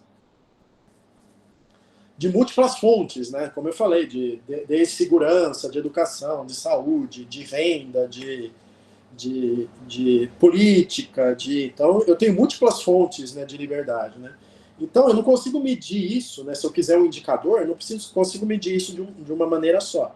Então, uma maneira de se medir esses fenômenos complexos é através de indicador composto, né? E o IDH é um exemplo de indicador composto. Só que o indicador composto deve ser interpretado com cuidado, porque muitas vezes, quando eu junto vários indicadores num só, né, pode ser que um acabe mascarando o outro, né? Pode ser que isso gere alguns problemas, né? Então, por isso que esses indicadores devem ser interpretados com cuidado. Né? E eu sempre tenho que considerar a metodologia de cálculo, né, para interpretar esses indicadores, né? Para construir um indicador composto, né, que eu chamo de IC, eu tenho que me preocupar basicamente com duas coisas, né? Com conteúdo e com método. O conteúdo é definir exatamente o que eu vou medir. Então não basta eu querer construir um indicador sobre nada. Um indicador que eu não sei exatamente o que eu quero com ele. Né? Então eu vou juntar um monte de coisa, vira um balaio lá que está medindo tudo, mas não está medindo nada. Né? Então eu preciso ter uma coerência sobre o que eu vou medir. Essa coerência é a teoria. Então, não dá para eu construir um indicador sem ter uma teoria por trás. Sem ter uma visão. Sem ter um... Então, antes de falar de um indicador de desenvolvimento humano, né, que aí eu falei de desenvolvimento humano e liberdade, né, não lembro quem falou, para mim o desenvolvimento humano é o IDH. Não, o IDH é um indicador. O indicador é uma coisa, o conceito, a visão é outra. Então, para se medir, para se propor qualquer indicador, eu sempre tenho que partir de uma teoria. Por isso que se algum de vocês quiser se meter a construir um indicador de qualquer coisa, vai ler sobre o assunto, vai ler teoricamente sobre o assunto, estabeleça as bases teóricas, estabeleça os autores, né, para que vocês tenham uma compreensão do fenômeno que vocês querem medir, E a partir disso, vocês vão definir quais dimensões vão ser contempladas. E quais vão ficar de fora, eventualmente. Então, sempre tem que partir desse conteúdo. Definindo bem o conteúdo, eu tenho que definir o método. O método são os procedimentos matemáticos que eu vou adotar, né, na construção desse índice. O IDH, por exemplo, é um exemplo de C, é um exemplo de índice composto. O IDH ele foi criado em 1990 pelo PNUD, né, no Relatório de Desenvolvimento Humano. A pessoa que criou o IDH, esse economista paquistanês, né, ele chama Mahbub-ul-Haq. Não foi o Amartya Sen que criou o IDH, né, apesar de o Amartya Sen criou a teoria por trás do IDH, mas não o IDH. Então, cuidado. Inclusive, ele morreu jovem, né, o Mahbub-ul-Haq, ele era amigo do Sen, mas não foi o Sen que criou. Foi esse cara aí. Né? Então, cuidado, quem é responsável pelo indicador, quem é responsável pelo conteúdo, pelo teórico. Né? Então, ele surgiu da necessidade da ONU de ter um índice que fosse além do PIB. Né? Então, o Amartya Sen criou a teoria, a ONU resolveu abraçar essa teoria, mas precisava de um indicador. E o Mahbub-ul-Haq, né, usou a teoria da abordagem das capacidades do Amartya Sen, né, e propôs um índice que media renda, educação e saúde. Juntava renda, educação e saúde no único indicador. Né. Como eu falei, renda, educação e saúde não é suficiente para abarcar a noção de desenvolvimento humano que o Sen propôs. Então, o Sen propôs uma visão de desenvolvimento humano como sendo sinônimo de liberdade. Liberdade é política, liberdade é social, liberdade é segurança pública, liberdade é tudo. Mas eu precisava de um índice mundial. Um índice mundial, eu precisava ter dados para todos os países do mundo. O que eu conseguia? Renda, educação e saúde. Então, foi por isso. Já é melhor que nada. Já é melhor que o PIB. Já me diz um pouco mais de coisas sobre o PIB. Mas está longe de ser completo. Tudo bem? E o método, né? Como se constrói um indicador composto? O indicador composto, para eu construir, eu preciso de 5 fases. Primeira fase é a seleção. Eu preciso selecionar quais indicadores que eu vou utilizar. E aí, eu preciso tomar cuidado de diferenciar dimensão e indicador. Dimensão é os aspectos que eu vou levar em conta. Então, as dimensões do IDH é renda, educação e saúde. Só que eu tenho diversos indicadores de educação. Eu posso olhar a educação a partir da taxa de alfabetização, a partir da média de anos de escolarização, posso olhar a taxa de matrícula no ensino fundamental, a taxa de matrícula no ensino médio, a taxa de matrícula no ensino superior. Eu posso olhar o grau de proficiência em matemática, o grau de proficiência em língua portuguesa, o grau de proficiência em língua inglesa. Então, eu tenho uma penca de indicadores de educação. Saúde é a mesma coisa. Eu posso olhar para a expectativa de vida ao nascer, para a taxa de mortalidade infantil, para a taxa de infecção de dengue, taxa de infecção de HIV. Posso olhar para... Então, eu também tenho para número de leitos hospitalares, né? Então, eu tenho vários indicadores ligados à saúde. Renda, a mesma coisa. Eu posso olhar para o PIB, para o PNB, para o PIB per capita. Então, eu tenho também... Eu posso fazer diversos tipos de desconto nessa renda, né? Então, eu tenho diversos indicadores. Então, indicador é uma coisa, dimensão é outra. Então, depois que eu vi as dimensões, isso tem a ver com o conteúdo, aí eu tenho que selecionar os indicadores. Eu tenho que ver qual indicador responde melhor essa dimensão. Vai representar melhor essa dimensão. Qual indicador ou quais indicadores? Também não posso ter muitos indicadores também, porque além de ser difícil de medir, talvez os indicadores sejam redundantes, eles meçam a mesma coisa. Né? Então, talvez não valha a pena. Depois que eu selecionei os indicadores, eu tenho que fazer a normalização, que é o seguinte, né? Cada indicador está numa dimensão diferente, né? Então, a saúde talvez a expectativa de vida está em anos, a educação é uma taxa de matrícula, a renda é em dólares ou em reais, né? Então eu tenho indicadores em diferentes dimensões. Para eu conseguir juntar tudo no índice só, eu tenho que transformar todo mundo num indicador comum. Isso é o que eu chamo de normalização, né? Ou escalonamento, né? E eu tenho vários métodos para fazer essa normalização, né? O IDH usa um método linear para educação e saúde e um método logaritmo para renda, né? Mas eu não vou entrar nesses detalhes, né? Na minha disciplina eu tenho uma aula só sobre IDH. Aí eu explico todas essas decisões, né? Por que foi tomada essas decisões para se construir o IDH, né? Mas eu tenho essa segunda fase de escalonamento. Aí eu tenho a fase de ponderação, é ver qual que é o peso que eu vou dar para cada indicador. Eu posso dar um peso maior para um, menor para outro, né? No caso do IDH, ele usa pesos iguais para todo mundo. Eu tenho a agregação, né? Como que eu vou juntar todo mundo depois que eu escalonei, depois que eu decidi o peso que eu vou dar, como que eu vou juntar eles, né? O IDH usa uma média geométrica, não usa mais a média aritmética, né? Não usa mais somar e dividir por 3, né? A média geométrica, né, estatisticamente, é eu multiplicar e fazer a raiz cúbica. Então, eu multiplico os 3 e faço a raiz cúbica. Isso é a média geométrica. Também existe um motivo para isso, né? Até 2010 era a média aritmética, a partir de 2010 virou média geométrica. Tem um motivo para isso, né? Também explico lá na minha disciplina, né? E aí, por fim, tem a validação, que eu vou avaliar se esse índice que eu construí está realmente medindo o conceito que eu queria, né? Então tem alguns métodos que ajudam a fazer essa validação interna, validação externa, né? Então é um teste para ver se o índice que eu construí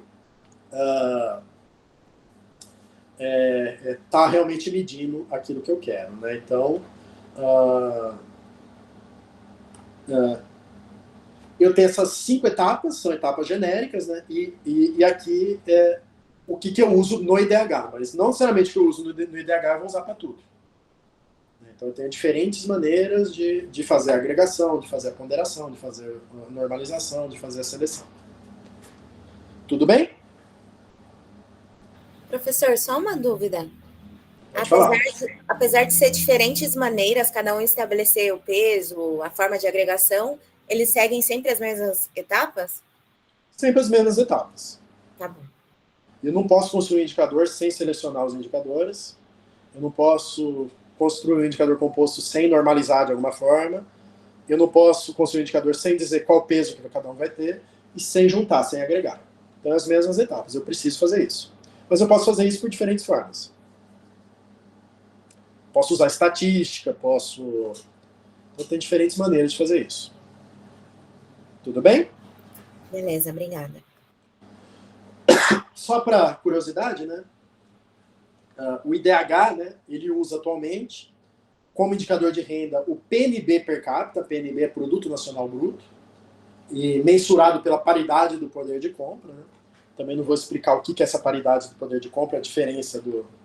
Mas paridade do poder de compra, só para explicar, ele leva em conta o custo de vida, né? O que é importante, né, para a gente ver a liberdade, né? Não só ver a renda, mas ver a renda ponderada pelo custo de vida no lugar, né? E essa metodologia da paridade do poder de compra ajuda a fazer isso.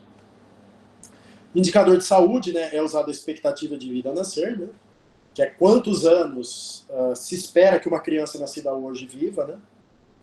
Então, na minha disciplina lá de desenvolvimento humano, eu explico também como se calcula a expectativa de vida ao nascer. A gente até faz exercícios para calcular. E educação não usa um indicador, eles usam 2 indicadores no IDH, né? A média de ano de escolarização e a expectativa de vida escolar. A média de ano de escolarização olha para o passado.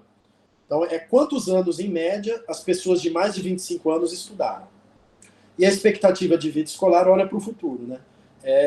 Qual a expectativa de que uma criança nascida hoje vai estudar? Então, essa aqui olha para o passado, essa aqui olha para o futuro, né? A partir das taxas de evasão escolar, né? Das taxas, a gente consegue fazer uma expectativa de quantos anos uma criança nascida hoje vai estudar. E essa aqui olha para o passado, né? Então, o IDH olha os dois, olha o passado e olha o futuro da educação. Tudo bem? Legal. O Diogo mencionou essa questão da eficiência social, né, que foi uma coisa que eu estudei na minha tese, né, e que depois o Diogo acabou continuando na tese dele. Né.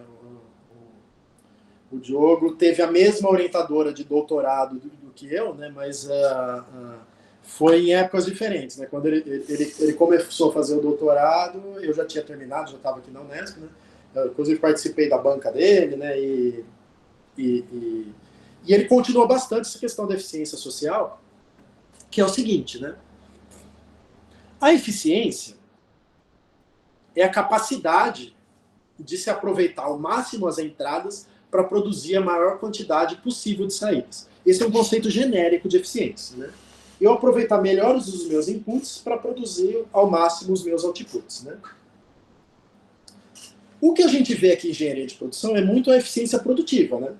Que é eu aproveitar os meus insumos, né, o meu capital, o meu trabalho, a minha matéria-prima para produzir ao máximo meus produtos e serviços. Né? Lá na minha tese eu propus o conceito de eficiência social, que é o seguinte, né, quem são os países que, com maior riqueza, ou seja, com maior PIB, convertem mais em qualidade de vida, convertem mais em liberdade. Né? Então essa foi a ideia da minha tese, né? Essa questão da eficiência social. A eficiência social não é um índice composto. Né? O índice composto, ele olha só para a saída, né? Ele olha só para a qualidade de vida. Né? Então o IDH olha só para o resultado final, né? Só para o desenvolvimento humano. A eficiência, ela vai olhar para as entradas e para as saídas. Ele vai olhar para as saídas dividido pelas entradas. Né? Então, quem consegue aproveitar mais os seus recursos, a sua riqueza, o seu PIB para produzir qualidade de vida. Então, essa é a diferença entre o índice composto e o índice de eficiência. Né? O índice composto olha só para a saída do processo. Né? O índice composto é um índice de eficácia. E a eficiência olha para a relação entre entradas e saídas. E eu, lá na minha tese, propus essa noção de eficiência social, que é a aplicação de um conceito de engenharia de produção num conceito mais de sociedade, né? Num conceito mais de desenvolvimento humano. Né? Então, essa foi a ideia da minha tese. Né? Bom, então esses foram os conceitos. Pode falar, alguém quer? Seria tipo o uso da riqueza produzida para melhorar a qualidade de vida? Exatamente, é a eficiência, porque o Amartya Sen já falou, a riqueza é uma condição necessária, mas não suficiente para ter qualidade de vida. Então, quem são os países que aproveitam melhor sua riqueza para produzir qualidade de vida? Essa é a ideia da eficiência social. É o aproveitamento da sua riqueza, o aproveitamento do seu crescimento econômico para produzir mais qualidade de vida. Sim, professor. Faz sentido, porque nós temos aqui países extremamente ricos, analisando, por exemplo, a questão da própria riqueza, das próprias riquezas naturais. Como, por exemplo, o meu próprio país, Angola, ele é muito rico, mas é extremamente pobre. As pessoas são extremamente pobres, apesar da riqueza que ela tem. Então, é um país de baixa eficiência social. Sim, e em contrapartida nós temos países como, por exemplo, sei lá, fala-se do Japão, que não tem tanta riqueza natural, mas que as pessoas são bem desenvolvidas. Aqui eu estou falando não só de riqueza natural, né? Aqui eu estou falando de riqueza produzida também. Eu estou falando de PIB, né? Então não só o que tinha de recursos naturais, mas também o que foi construído a partir do crescimento econômico, né? Mas a questão é que alguns países, mesmo com alta riqueza, com alto PIB, né, acabam tendo uma baixa qualidade de vida, né? Ou uma qualidade de vida não tão boa quanto poderia ser, dado o seu nível de PIB. Então, essa é a ideia de eficiência social. E tem alguns países, né? Por exemplo, na minha tese eu descobri que países do leste europeu, assim, são países de baixo de baixo PIB, né? Não tem uma riqueza tão grande, mas tem uma qualidade de vida bem boa, né? dado o seu nível de PIB. Ou seja, eles são bastante eficientes. Eles aproveitam muito bem o seu PIB para converter em benefícios sociais, né? Países como os Estados Unidos, por exemplo, já não são tão bons, né? Porque tem um PIB gigante, mas tem muita pobreza, tem muito problema social lá também, né? Então, é mais ou menos essa a ideia da eficiência social. Então, eu venho trabalhando, né, nesses últimos anos, aí desde que eu entrei na Unesp em 2013, né, acabou de fazer 11 anos, né, que eu estou aqui, e desde então eu tenho trabalhado muito nessas duas vertentes, né, na construção de indicadores de compostos e na construção de indicadores de eficiência, né? E ultimamente eu tenho trabalhado mais com essa questão, né, até de tentar ver explicações, né? Então eu tenho trabalhado um pouquinho mais com a parte estatística, de econometria, de equações estruturais, né? Para ver um pouquinho mais, né, para entender, não para ir além da medição, tentar ver um pouquinho as causas, né?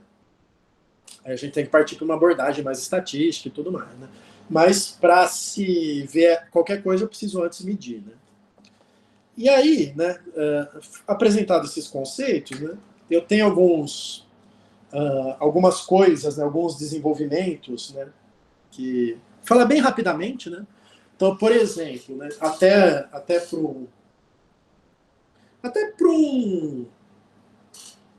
como motivador aí para vocês que estão começando a carreira, né? Então, por exemplo, esse artigo aqui, né, ele foi publicado na revista Ômega, que é uma das principais revistas de PO, né, que é a revisão de literatura da minha tese. E é uma revisão de literatura sobre estudos que aplicaram essa técnica chamada análise envoltória de dados em pesquisa sobre desenvolvimento humano. Então, eu fiz essa revisão sistemática de literatura, né, e publiquei ela na revista Ômega em 2015. Hoje ele é meu artigo mais citado, né, apesar de ele ter aí quase 10 anos, né, ele tem 126 citações no Scopus, né. Hoje é o meu artigo mais citado e foi uma revisão de literatura, né. E lá que eu tive a noção, né, que se usava essa técnica chamada análise envoltória de dados, tanto para construir índices compostos quanto para construir índices de eficiência social. Então, eu tinha essas duas vertentes, né, de uso dessa técnica chamada análise envoltória de dados nas pesquisas sobre desenvolvimento humano. E aqui eu faço um parênteses, que eu ainda não falei nada sobre análise envoltória de dados, né? Eu comecei a estudar desenvolvimento humano no meu doutorado. Então, toda essa teoria da Amartya Sen e tudo mais, né, e tudo que veio na sequência, né, eu descobri isso no doutorado, né, fazendo meu projeto para doutorado, eu descobri isso, me apaixonei e falei, eu quero estudar isso, né. Mas, no mestrado, e até na graduação, no meu TCC, eu trabalhei muito com PO. E eu trabalhei com essa técnica chamada análise envoltória de dados. Então, é uma técnica que eu já trabalho há quase 20 anos aí e essa técnica chamada análise envoltória de dados, ela foi criada para se construir índices de eficiência. Então, é uma técnica, também não vou falar dos detalhes técnicos, né, mas é uma técnica de PO para se construir índices de eficiência usando otimização, usando programação linear. Então, o pessoal que é da otimização, que nunca ouviu falar em DEA, né, a DEA usa programação linear. Né? E eu trabalhava com DEA desde lá da graduação e do meu mestrado, foi um trabalho teórico sobre DEA, né? E no doutorado eu quis aplicar a DEA num problema novo, né? E eu escolhi o desenvolvimento humano, e daí que vem a ideia da eficiência social, né? É usar a DEA, usar a análise envoltória de dados para construir um índice de eficiência social. E aí eu fiz uma revisão de literatura, né, que acabou gerando um artigo aí nessa revista Ômega, né, que hoje é o meu artigo mais citado. E eu descobri que a DEA, ela vai muito além de construir índice de eficiência social, ela também serve para construir índices compostos, né. E a partir daí teve alguns desenvolvimentos. Por exemplo, a eficiência social, né, como eu falei, né, foi o resultado da minha tese, mas também foi o resultado da tese do Diogo, que eu auxiliei bastante, né. Essa capa desse artigo foi do artigo do Diogo, né, da tese do Diogo, que ele foi mais recente, né, por isso que eu coloquei aqui, né? E que já teve alguns avanços, né? Então, a minha tese, né, o artigo da minha tese, foi publicado nessa revista, Journal of Operational Research Society, uma revista de PO, né? Aí eu adotei o PIB como input. Hoje esse artigo tem 35 citações, foi publicado em 2014, né? Nesse artigo eu também desenvolvi um novo modelo DEA chamado Trip Index, né? Então, eu também fiz desenvolvimentos em PO, né, durante a minha tese, né? E o artigo do Diogo foi na Social Indicator Research, que é uma revista, assim, é uma revista 1, e é uma revista especializada em indicadores sociais. Então, hoje o meu principal foco é essa revista aqui, né? A Social Indicator Research, né? E aí o artigo do Diogo estudou as micro-regiões brasileiras, né? Como input não foi só o PIB, mas também foi gastos governamentais, então ele também trabalhou uma questão de responsabilidade financeira dos municípios, né, e tudo mais. E esse artigo está com 21 citações, né, apesar de ser um artigo recente, mas já está com 21 citações, né. E nele a gente também fez propostas de novos indicadores, né, que misturam indicadores compostos com indicadores de eficiência social, né, que são esses dois aqui, né, o CIASE e o DFRP, né, mas também não vou entrar em detalhes deles, né. Mas a gente também propôs novas maneiras de usar o DEA, né, para ver desenvolvimento humano, né. Eu também fui para a parte de indicadores compostos usando o DEA, né. E esse foi o tema da minha livre docência. E tem uma parte da aplicação da análise envoltória de dados para construir índices compostos era chamada de benefício da dúvida. Então, o benefício da dúvida é a abordagem para a construção de índices compostos utilizando DEAs, né? Então, é um DEA sem inputs, né? Então, o índice de eficiência tem inputs e outputs, né? Se eu usar essa análise envoltória de dados, né, para sem inputs, né, eu vou obter como resultado um índice composto, né? E aí, os índices compostos, eles usam os pesos mais vantajosos para cada país. Então, eu não uso pesos iguais o IDH, né? Eu vou determinar um peso diferente para cada país. Cada país vai adotar um peso diferente e vai adotar o peso mais vantajoso para ele, né? Então, essa é a ideia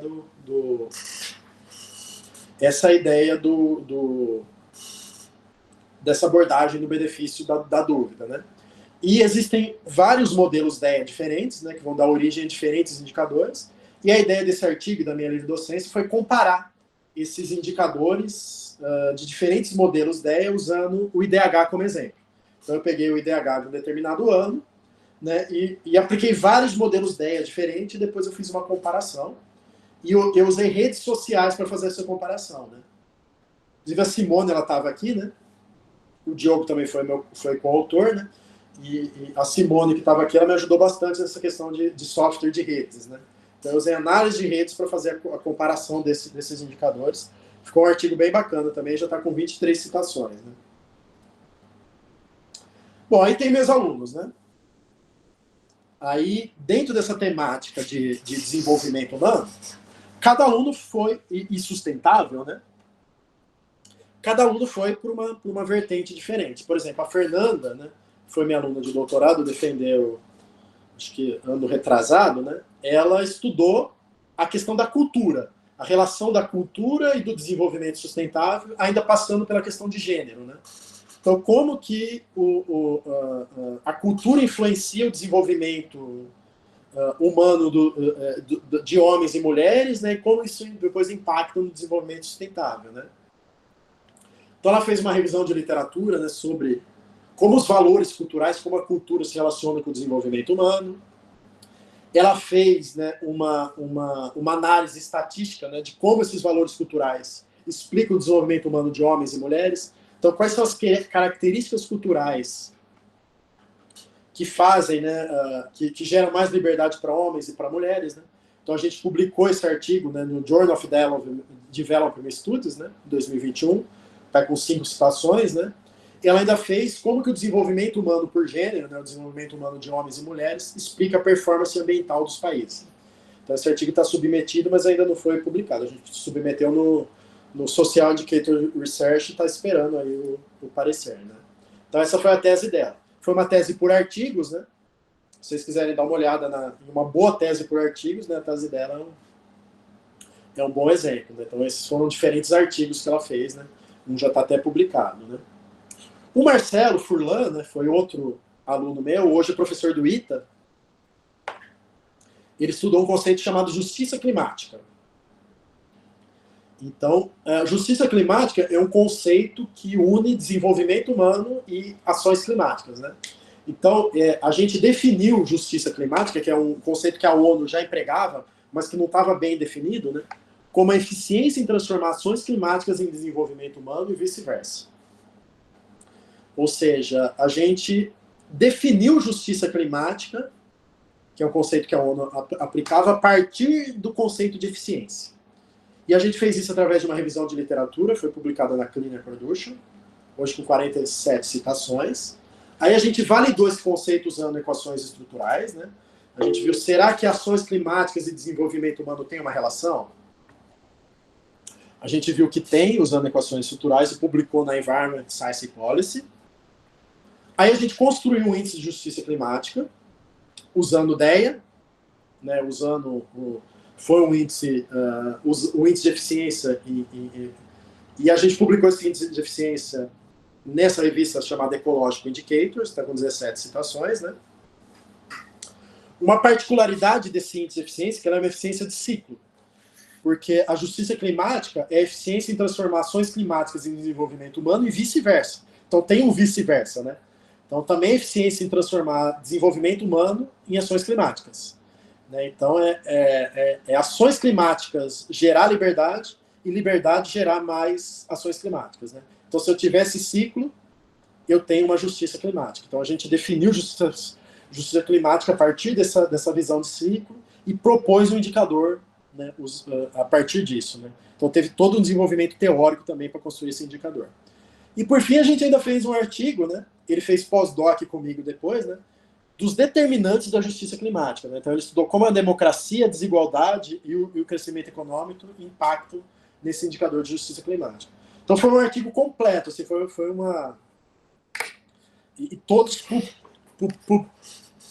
publicados. Né? Então nasceu do conceito, que veio de uma revisão de literatura, a gente validou esse conceito usando estatística, a gente tentou construir um índice, e a gente explicou esse índice também usando estatística. Né? Cada um deles, né, gerou um artigo diferente.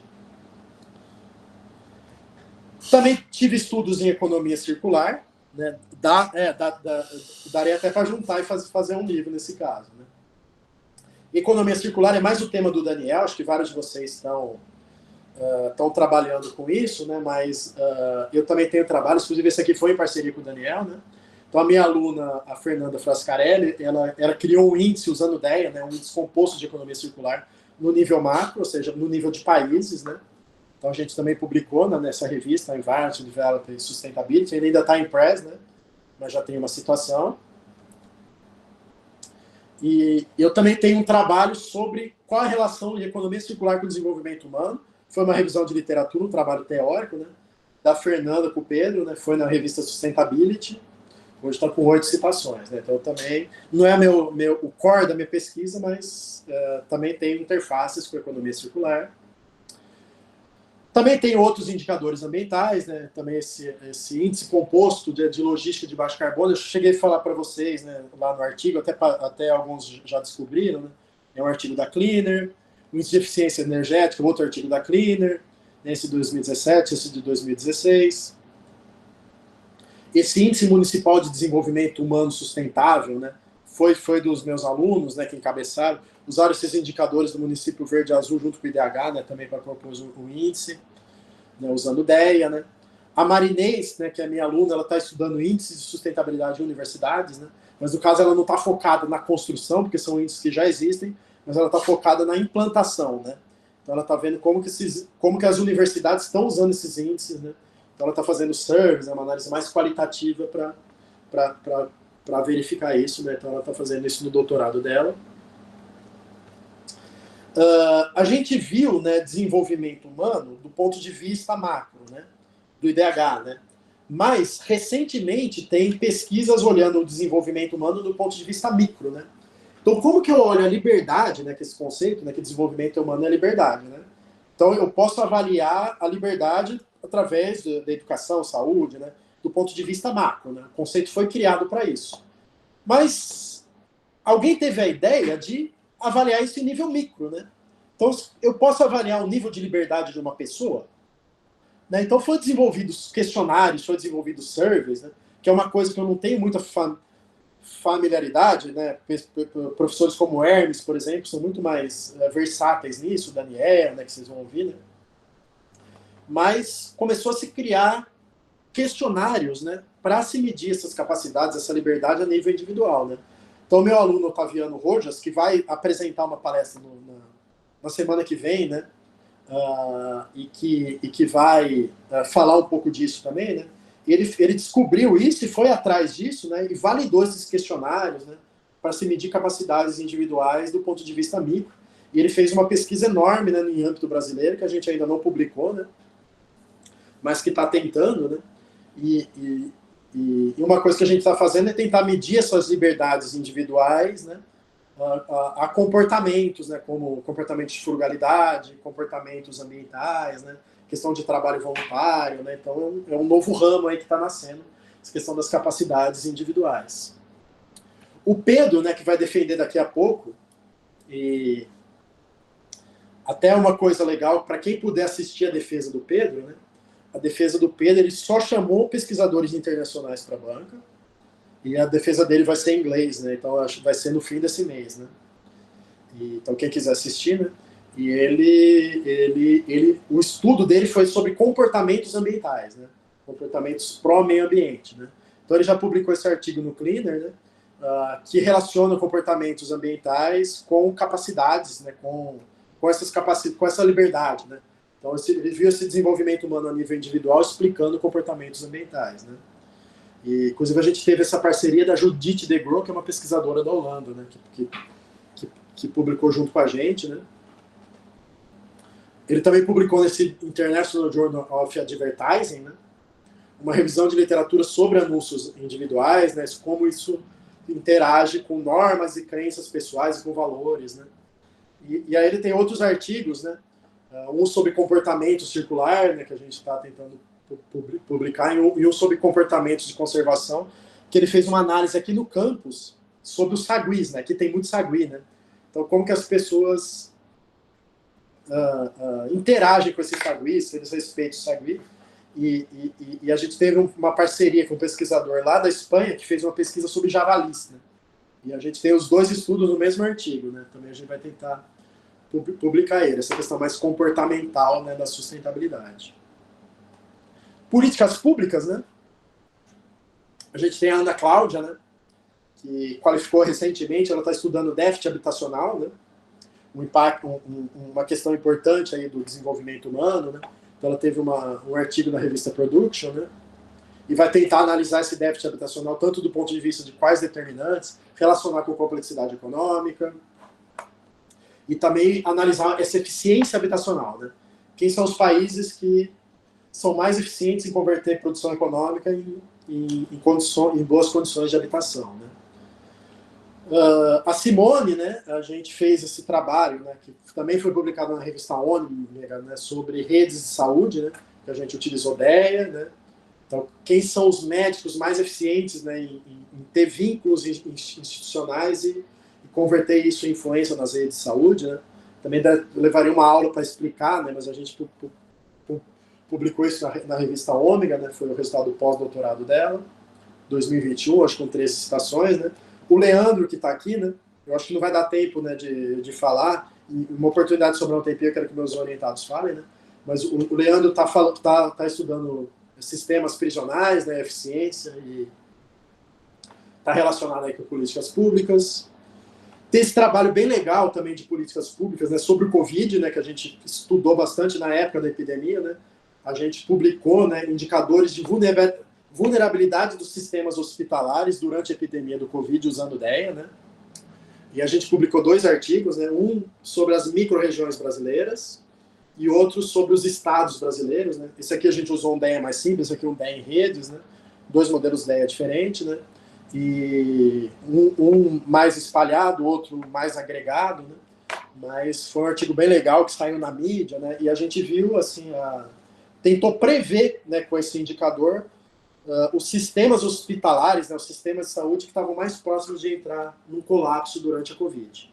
Então a gente conseguiu construir esses indicadores. Um índice composto também, né, que é um indicador de vulnerabilidade usando o DEA. Né? Alguns outros trabalhos, né?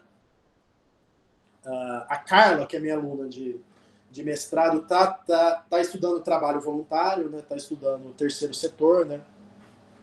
Que é um ponto importante para se estudar também nessa questão de desenvolvimento social, né? E ela está estudando os motivadores, né? O que leva alguém a permanecer, a continuar, né, no voluntariado, né? Se são mais questões de valores, se são mais questões de satisfação pessoal, né? Então é isso que ela está estudando na dissertação dela, né? Está fazendo survey, né, na Enactus, né? Que é uma ONG bem famosa, né? A Luísa, né, que é minha aluna de mestrado, junto com o Clepaldi, né, ela está estudando complexidade econômica e a relação disso com desigualdade, mas ela está vendo desigualdade salarial. Então, se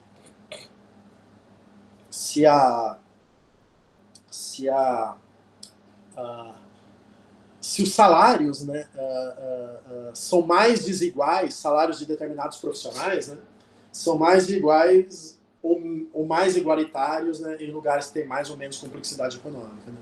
Esse é o trabalho de mestrado dela.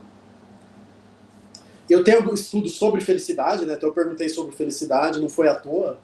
Eu tive um pouquinho de estudo sobre felicidade, né. Eu publiquei 2 artigos sobre o assunto, né, esse aqui com o Pedro também, né, que é a relação entre felicidade, né, essa eudaimonia é um tipo de felicidade, então a relação entre a eudaimonia e o contato com a natureza, né? Então foi uma revisão de literatura, né? E o Pedro também fez uma revisão entre felicidade e trabalho voluntário. Né? Isso aqui são trabalhos derivados da iniciação científica dele, que ele estudou felicidade, né? É um tema que está no meu radar aí, mas que eu não tenho estudado tanto, mas é um tema que também vem como uma derivação natural de tudo isso que eu estudo, né? E, por fim, falar do meu livro, né? Então, tudo isso que eu falei, todas essas temáticas, está, né, sistematizada no livro. Alguém falou de juntar tudo num livro, né? E alguns anos atrás eu fiz esse esforço de juntar tudo num livro, né? Então, esse livro é Progresso e Desenvolvimento Humano, né? Quem se interessar, ele estava R$10 na Amazon até alguns dias atrás, né? Não sei como é que está agora, né? Mas aí eu publiquei ele em 2019 pela Alta Books, né, uma editora até grande, né? E 400 páginas, né, 15 capítulos. Eu trabalho todos esses temas, né? Desenvolvimento, os 3 tipos, né? Tem um capítulo para cada um, para econômico, humano, sustentável, que é o que eu falei hoje. Eu trabalho com ética e justiça, né? Essa questão da ética vista como liberdade e outras visões de ética, né? Que a gente tem o utilitarismo, o libertarismo. Então, eu trabalho um pouco sobre isso. Sobre desigualdade, sobre a temática da desigualdade, sobre a temática da pobreza, sobre felicidade, sobre índices compostos, sobre eficiência social. Então, está tudo aí reunido um pouco dos temas que eu venho trabalhando aí. Né? Então, foi a consolidação aí de quase 10 anos aí de pesquisa, né? E o que eu faço nas minhas disciplinas, né, de graduação, de pós, e nas minhas pesquisas eu consegui concluir, né? Sobre o grupo de pesquisa, né? A gente tem um site, né? Sobre o grupo, né? Inclusive ele está em inglês, né, em português, né, do grupo de pesquisa em desenvolvimento humano, né? Vou clicar aqui em português, né? Abre aqui algumas coisas, né? Isso aqui é o principal, as linhas de pesquisa e publicações, mas a gente tem algumas coisas aqui, né? A equipe, contato, né? Precisa atualizar mais, né? Eu passei o link para vocês, para quem quiser explorar, né? E aqui a gente tem os vários campos, né, que a gente estuda as publicações, né? Então, indicadores ambientais e sustentabilidade, né? Se clicar aqui, abre um linkzinho para as publicações sobre o assunto, né? Então, o artigo sobre economia circular, o artigo sobre o Índice de Desenvolvimento Humano Municipal, né? Sobre o Green Metric, que é aquele índice de universidade, sobre o índice de performance logística. Aí eu tenho os indicadores de eficiência social, os indicadores de justiça climática, sobre ecoeficiência, sobre comportamentos sustentáveis, né? Sobre complexidade econômica, sobre desigualdade de gênero e cultura, sobre políticas sociais, sobre felicidade, né?